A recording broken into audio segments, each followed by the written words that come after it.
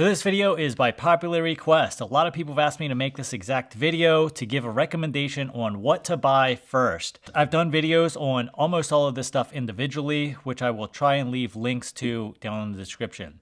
Second, this is not a sponsored video. Everything in this video was purchased with my own money. No company knows that I'm doing this video, and I'm free to link to whatever I want. And if I was starting over, if all of this went away tomorrow and I was getting back into freehand knife sharpening, which I obviously would, this is exactly what I would buy first and foremost. So let's get started. Stone number 1. The first stone that you're going to want to pick up is a coarse grit profiling stone.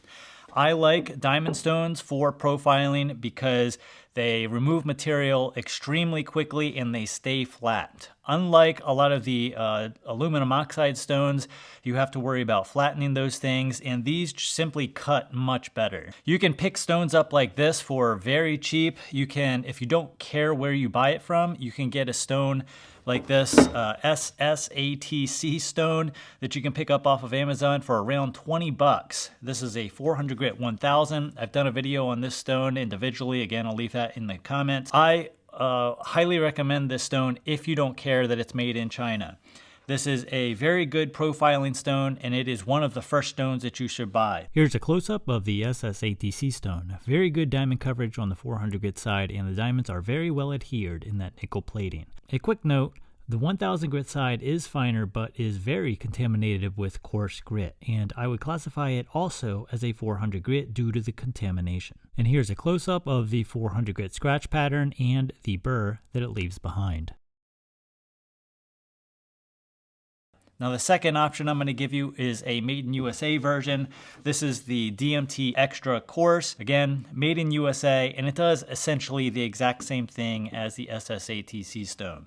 This is around the $50 mark, maybe give or take a little bit, but both of these stones will absolutely positively serve the purpose of profiling and establishing that initial bevel. And here's a close-up of the DMT Extra Coarse. The grit is slightly coarser and it does remove material slightly faster. Here's the DMT Extra Coarse scratch pattern and a side-by-side with the SATC 400 grit.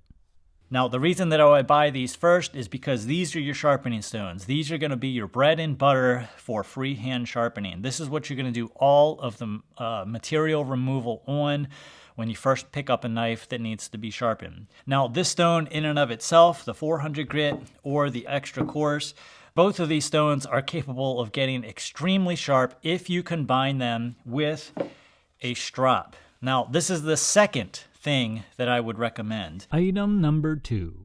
This is a 6 micron diamond strop. Now, I recently did a video showing exactly how to make this strop, and that's what I would do. I would recommend making your own versus buying one. It's super easy. You really should go check out that video because it's way easier than you may think. You don't need any special tools and so on and so forth.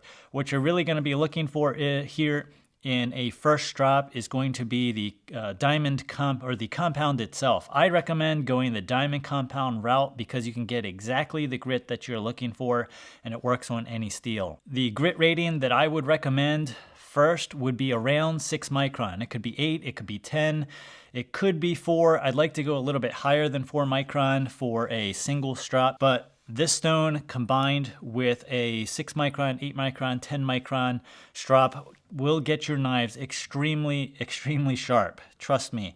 If you can't get your knives sharp with these two things, with about $40 worth of stuff here, then you really shouldn't be buying any other stone yet, because those other stones are just going to frustrate you even more. Again, this right here is your bread and butter and is what you should buy first and is what I would buy first. I don't like to see people waste money on a whole bunch of expensive stones that really aren't going to serve them well until they can sharpen on a coarse grit diamond stone like this. Absolutely hair shaving sharp. Zero problems whatsoever. Off of a $20 diamond stone, $20 strop. Item number 3.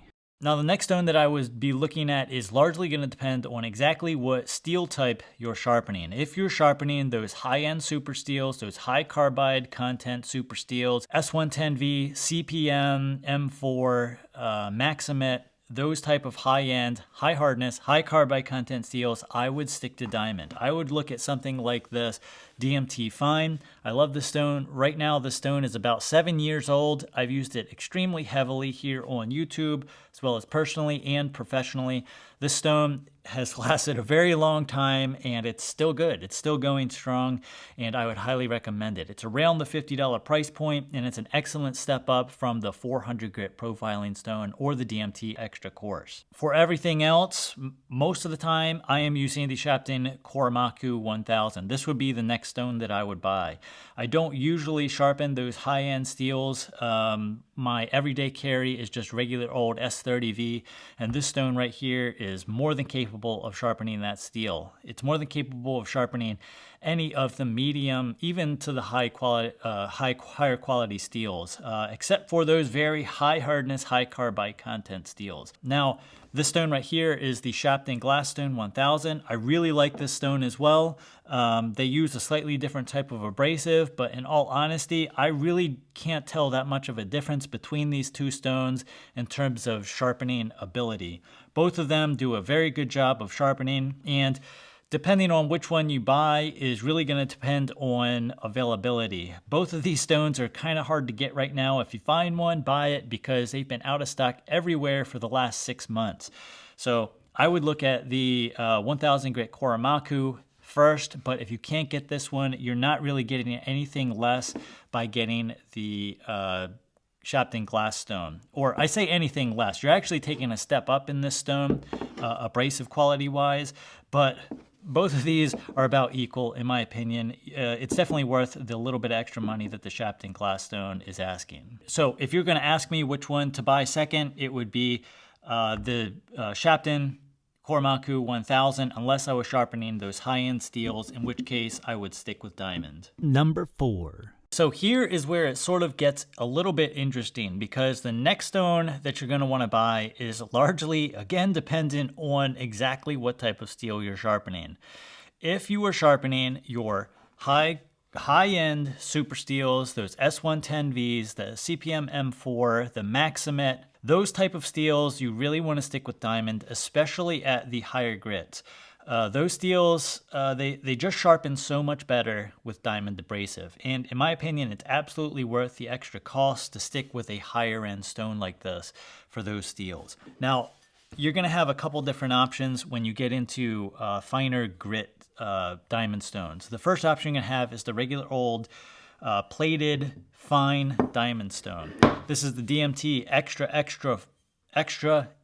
fine, and I am not a big fan of this stone. While it certainly does a better job of refining the scratch pattern and minimizing the burr over the DMT fine, I'm not a big fan of this stone. It's just not aggressive enough, and it has a little bit of grit contamination. So as we look at this DMT extra fine here, you can see those deep scratches in that scratch pattern, and that is from significant grit contamination during the manufacturing process. And it's the main reason that I'm not a fan of this stone. You might as well just sharpen on a coarser stone. I would personally rather put my money into a resin bonded stone like this one here from Naniwa.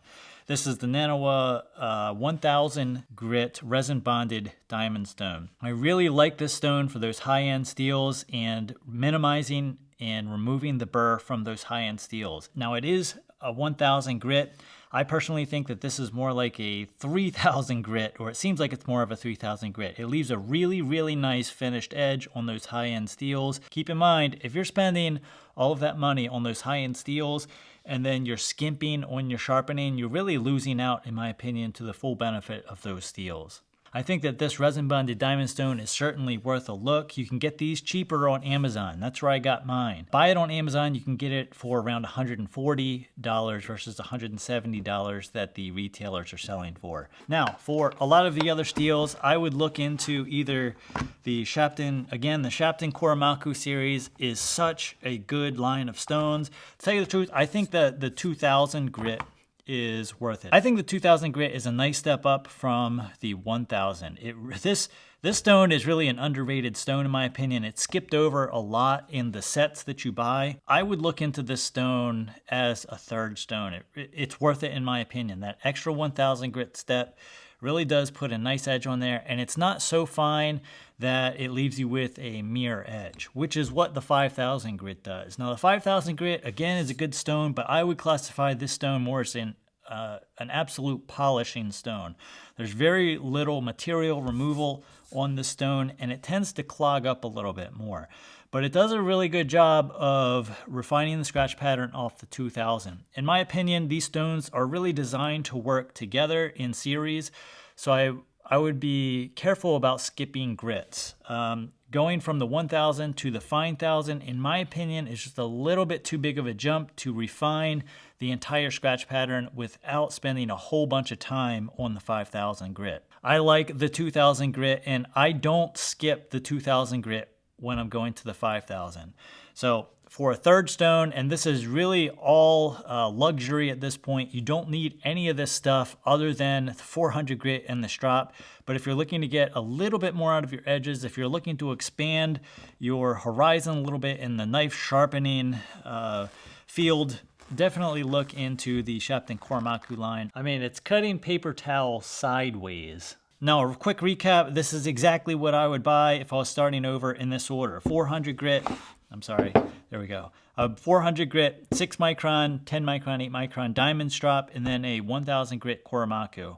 This is exactly it. You don't need anything else in this to get hair whittling edges on just about anything. And my recommendation is don't buy anything else. Don't buy any other stones until you are getting hair popping results with a 400 grit or a coarse diamond stone like this.